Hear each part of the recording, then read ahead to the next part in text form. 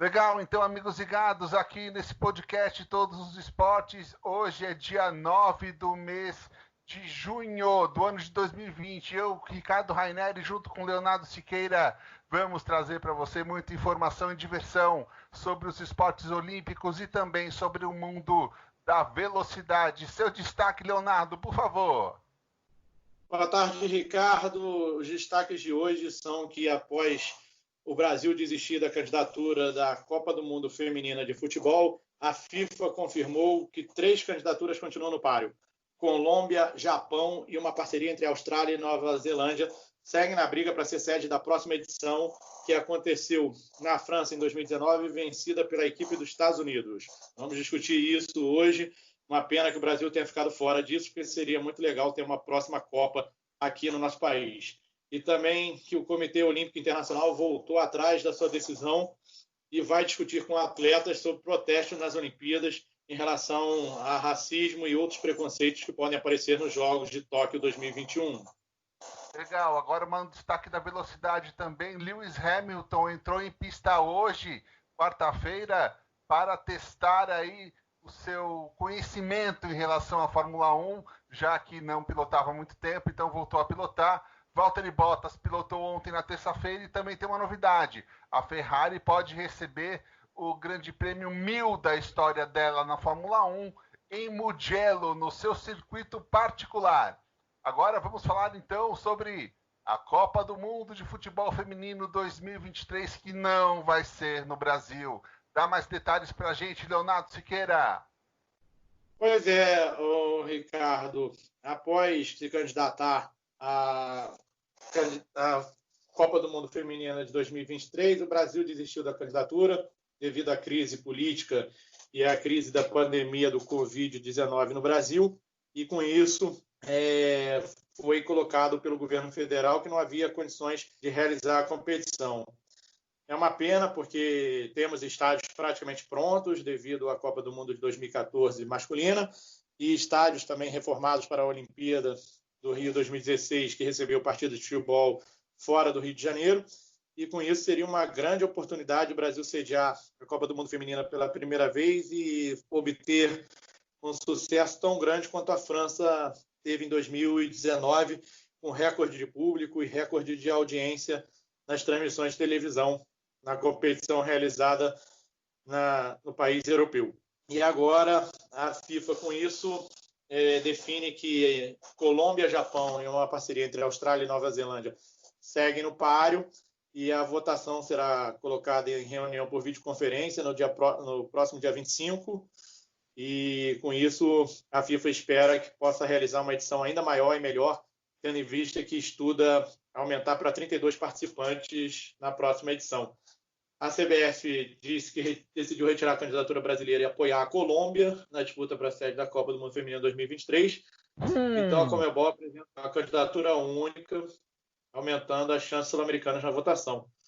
É uma possibilidade, né, de termos a Copa do Mundo na América do Sul, e também é uma linha que a atual gestão do presidente Rogério Caboclo busca para, pela primeira vez, buscar garantias de realizar um evento esportivo e não fazer um evento esportivo a todo custo e depois termos elefantes brancos ou termos déficits, até mesmo dívidas, como nos Jogos Olímpicos do Rio de 2016 e na Copa do Mundo de 2014. Então, com isso, o Brasil se retirou da disputa após uma série de realizações de eventos, como Copa das Confederações de 2013, Copa do Mundo 2014, Jogos Olímpicos e Paralímpicos do Rio 2016, Copa América em 2019 e a Copa do Mundo Sub-17 também de 2019.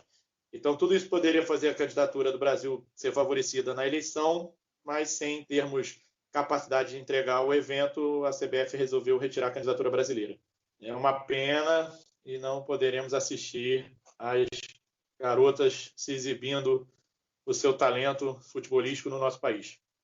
E é uma pena também porque com esse evento talvez o futebol feminino no Brasil ficasse mais forte, Leonardo, e também tivesse mais público, mais divulgação, porque boas atletas nós temos, mas falta infraestrutura para essas meninas poderem jogar aqui no Brasil, jogar em equipes grandes, receberem salários decentes e poderem desenvolver todo o seu potencial em terras nacionais para que a seleção brasileira também obtenha resultados significativos em termos internacionais, tá certo?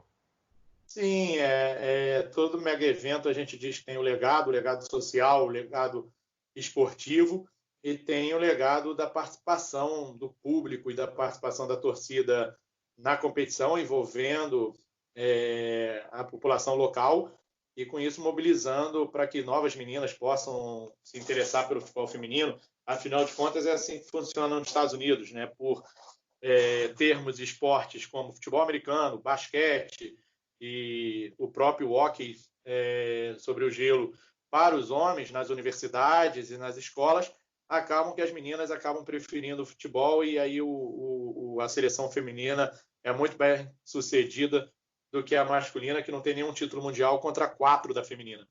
Então, é notório que poderia ser uma oportunidade do Brasil evoluir nesse sentido e termos outras Martas pela frente, termos outras Formigas e termos outras Cristianas pela frente, para que possamos também, com a realização do Mundial aqui, trazer investidores que pudessem investir na modalidade.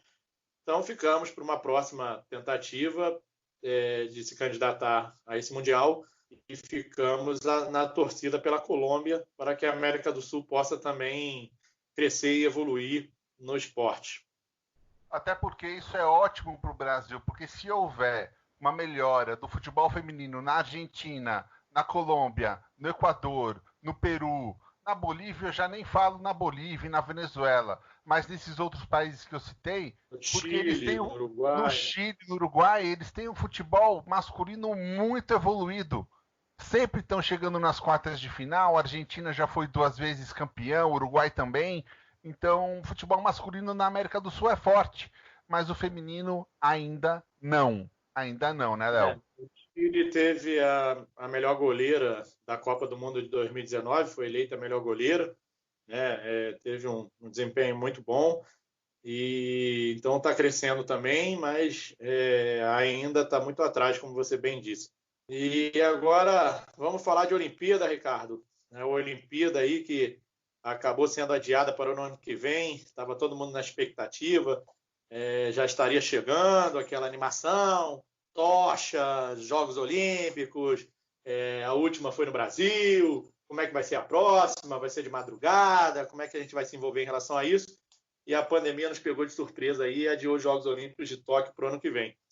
E diante de tantos acontecimentos, diante dessa doença que apareceu parando a vida de todos nós, tivemos aí o grande episódio com George Floyd e outros episódios de racismo, a hashtag Vidas Negras Importam bombando nas redes sociais, e aí o Comitê Olímpico resolveu se posicionar e voltou atrás da decisão de discutir com atletas sobre protesto nas Olimpíadas.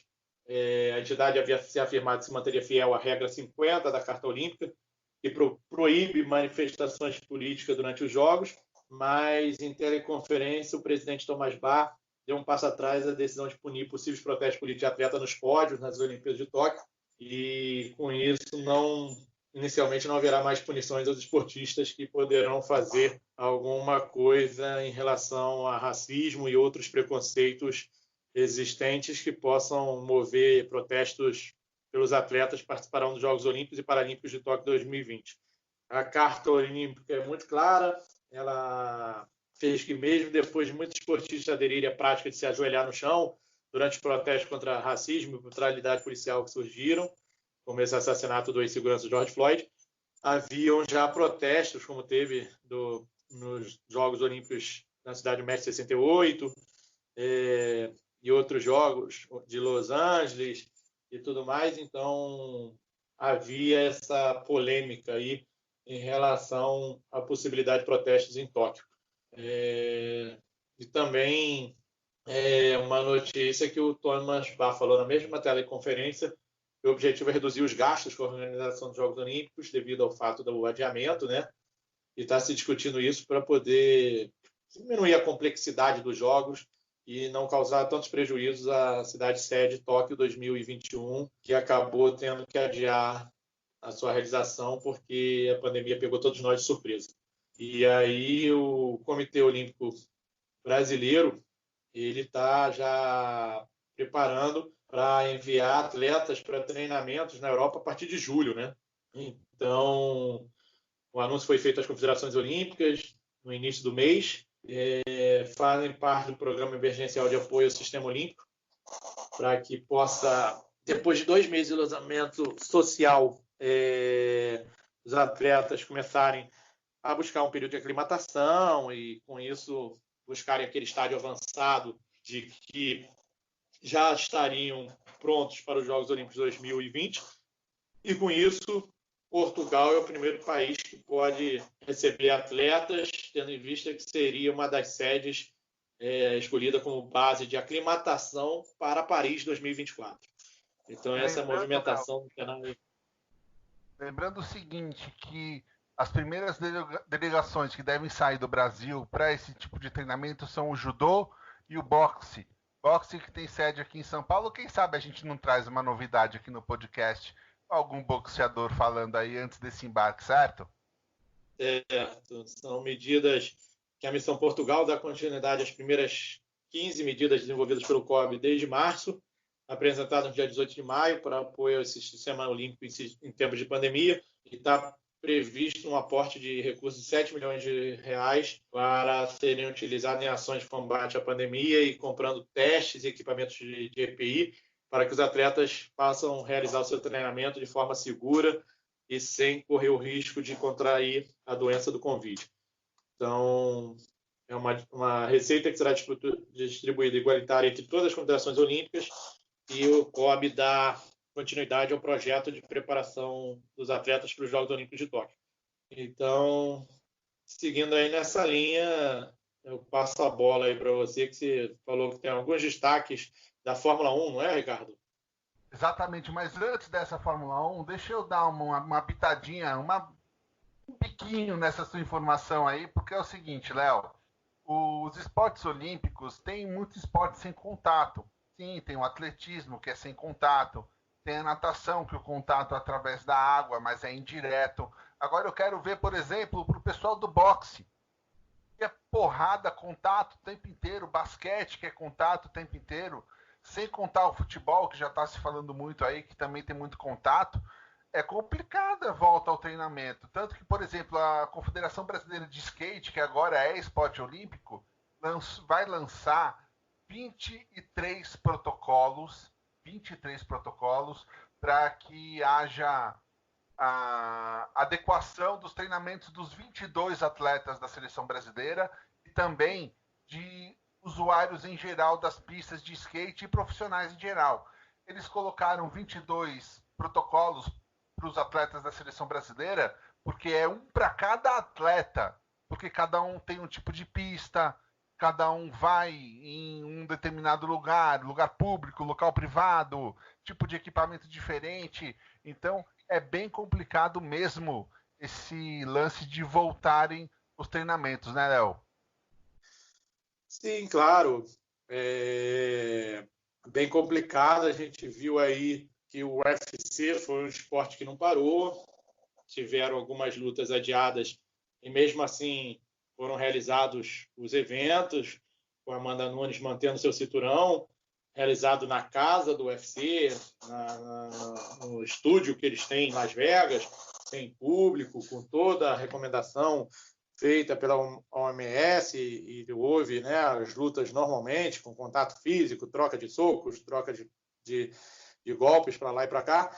Então, é uma recomendação da OMS não ter contato, mas não significa que seja proibido, né? Se tivermos todos os protocolos, a gente pode evitar o contágio da doença. Então, ficamos aguardando aí para ver o parecer da Confederação Brasileira de Boxe e até mesmo de federações internacionais, para ver como é que vai funcionar essa volta ao treinamento dos boxeadores, já que é um esporte de contato. Exatamente. Agora, passando aqui para a velocidade, como você havia falado, tem uma novidade da Fórmula 1, sim. Acontece que o Lewis Hamilton entrou em pista hoje, depois de muito tempo, lá em Silverstone, na Inglaterra. Ele treinou com o carro da temporada 2018.